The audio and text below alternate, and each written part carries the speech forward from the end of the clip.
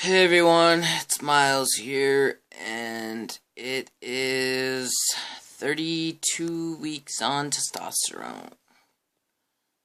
That is pretty rad. 32 weeks. Let's see here. Officially 22 days post-top surgery. It has not been an easy go for me.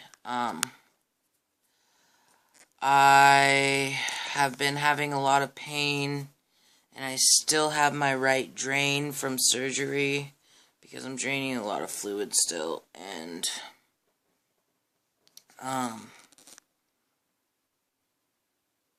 so I'm just in a lot of fucking pain. I hurt all the time. Like, moving hurts, everything hurts, breathing hurts. I feel like I've been doing too much. I need to just relax, but being as it's been 22 days, it's kind of tough because I'm just ready for the healing process to be, the hard part to be over. So basically, I was having a lot of pain. Sorry if the camera is moving. My dog is licking my arm. But I am, I'm been in a lot of pain. And then I started to run a fever. And so I called the advice nurse, and they had a doctor call me back. And with the pain and the fever, the doctor told me to go to the ER. Turns out that I have an infection from the drain now. And that's why I was in so much pain. I mean, it's painful, but it was much more pain, like unbearable pain. And it still is, and I've had this drain in for 22 fucking days, and it's making me feel very hopeless. Like it's never going to get better. Which I know is not true, and I'm feeling guilty for even complaining and feeling sad and bad about it. I just hurt so bad, and it hurts horribly to... Molly. Oh my goodness. See that baby, though? She's pretty damn cute, though. Am I right? So anyway, sorry. I was really hoping that I could just get this drain out and not have to deal with it anymore. Even though I was still draining way too much, but since I had an infection, I figured that my doctor would figure out a different way, but she didn't. So I spent the time in her office yesterday bawling because I was in so much pain. They gave me some medication that's supposed to help it stop draining so much so I can get it out sooner. The medication was supposed to take 30 minutes to get there, or the pharmacy to make it, or whatever. But it took 3 fucking hours, and I was in her office crying, sweating from having my infection, feeling cold, uncomfortable on the stupid-ass lame's not a good word. On the stupid-ass, whatever, cot type things that's hard as hell. It's just been real rough, and I've just been feeling despair. And, like I said, guilt from complaining and whining about it. But it's been horrific. And I am probably going to have to live with the drain for another week. And I feel like I'm losing myself because I'm not sleeping. And I'm in so much pain, and it's been really hard for me. But so the ER took blood tests. They said I have an infection. They wanted to admit me and transfer me over to my surgeon's hospital. But with the luck of the draw, I actually had an appointment with my surgeon already scheduled. And since I had that appointment, they let me go. But so I went to my appointment, and then Molly, seriously, she's like sticking her butt at me, and Like, I wish that you wouldn't lay on my drain. So, driving sucks. I'm not doing too much of it unless I have to, because my seatbelt goes right on the drain, and it hurts like hell. So they give me this medicine. Basically, they put it through my drain tube, so it goes right into the area that is draining so much, and it's supposed to, like, fill the pocket to keep it from draining more. But then they, like, put this clamp on the tube to keep the fluid from coming back out, and I had to keep it on for 8 hours, and the clamp, you know, like, it doesn't really weigh much, but on an already infected, hurting drain site, and it's like this little clamp that's probably a quarter of a pound, maybe a third of a pound, is like tugging on my drain site even more, and I'm just miserable. So I tried taping that thing to my body, and it helped a little bit, but it was just no fun, and I felt like I didn't get very much sympathy from my doctor, and they don't understand, like, how painful it actually is. And then having an infection, which feels like flu-like symptoms, on top of all the pain, it's not having a good time. But they prescribed me a bunch of antibiotics, and my doctor gave me some pain medicine, so I'm doing my best to try and stay positive, but it seems to be really hard right now. And I cried, and I haven't cried, really.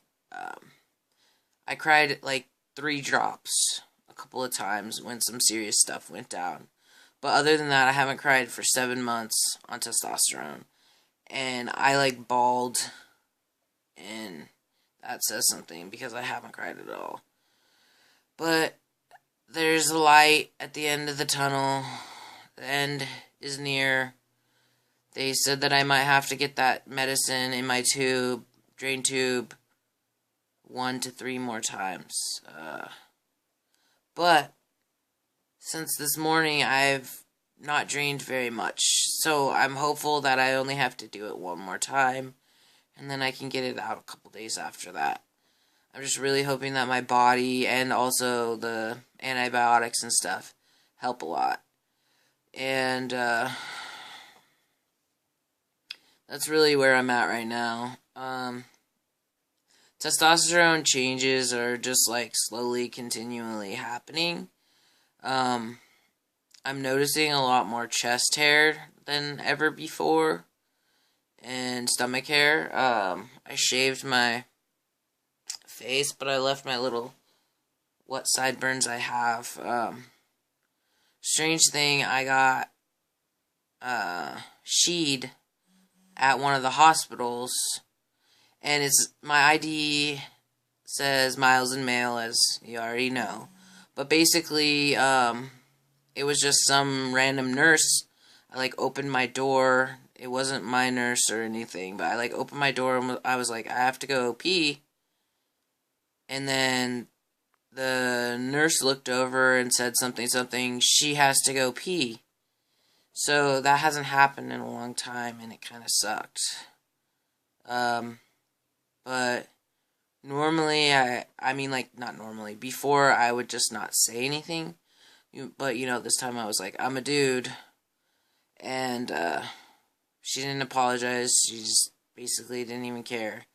Which was pretty shitty, but whatever. Yeah, that hasn't happened in a while, and so not really digging it, but other than that, shit, hold on. Sorry.